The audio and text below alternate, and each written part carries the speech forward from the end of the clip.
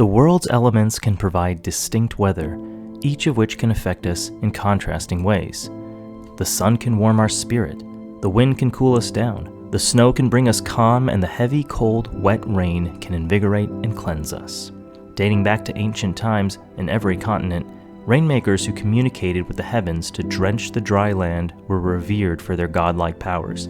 The human fascination with rain is quite palpable. It is quite inescapable, even sometimes when you're inside. And in movies, rain can be a powerful image, not just as a literal downpour resembling the rainy days of life, which is often seen in romance, action, and horror alike. In some films, rain can be a tool used to help gain insight about a character. And that's when the true power of rain is fully realized. This is Raintellers. Like a freshly painted wall, rain can symbolize the purity of something new. It can wash away the dirt and clean the spirit.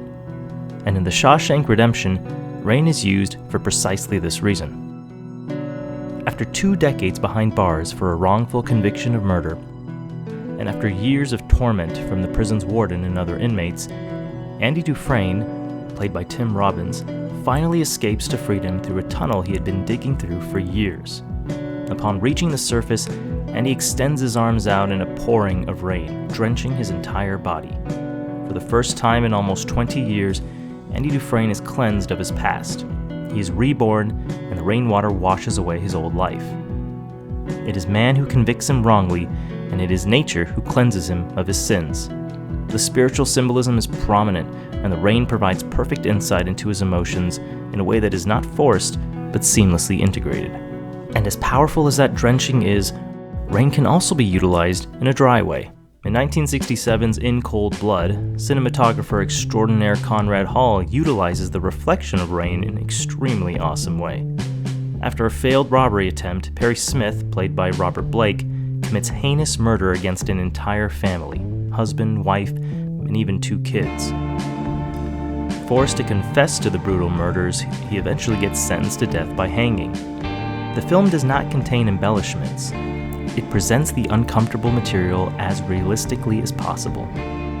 But one scene in particular uses movie magic to create real magic. Toward the end of the film, as Robert Blake's character laments his life and recounts his missteps throughout, he eventually comes to a rainy window. A stoic man with little to no show of emotions, Blake's monologue is heartfelt, even knowing he is a killer.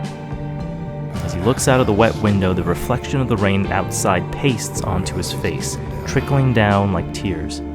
The brilliant photography metaphorizes his lack of emotion, and we finally see what he has been unable to show his entire life. And not only does the rain present his tears on his face, but the distortion from the glass also gives a sense of his face melting, as if his mask is falling off as his demise nears. The shot, which has been replicated multiple times, was incidentally an accident. The symbolism here hits in a realistic way, but it can also present as quite undisguised in its effect. And that is seen in the 1998 surrealist film, The Truman Show.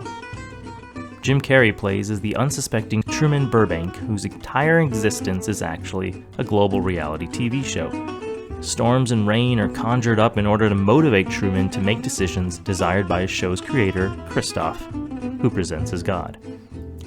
While the use of rain here is deliberate, in an attempt to change the motivation of the character, the use of a human utilizing rain as a story point for another human is just a cool idea. Even when the system makes a mistake, the isolated downpour on Truman himself emphasizes the point that even while experiencing a common human occurrence, in actuality, Truman is always alone.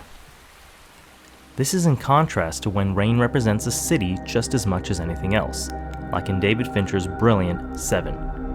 The power of a downpour can create a disharmonious setting, especially when paired with an equally disharmonious city.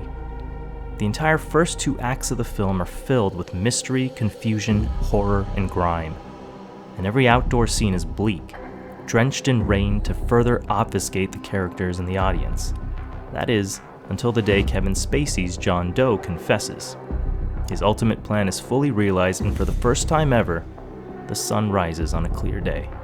a perfect reference to the Old Testament, where before the Great Flood were humans violent and corrupt, and the judgment of God as a consequence of sin, in this case, the obvious 7 deadly sins. Water can be both a devastating force of nature and a soothing source of serenity, and that's really the power that rain bestows upon us all. Filmmakers can capture the spectrum of rain through all types of movies. It is one thing to capture the beauty of a rainy day visually, but it is quite another to let it help tell the story. And as long as storytellers exist to move an audience, so too will Raintellers.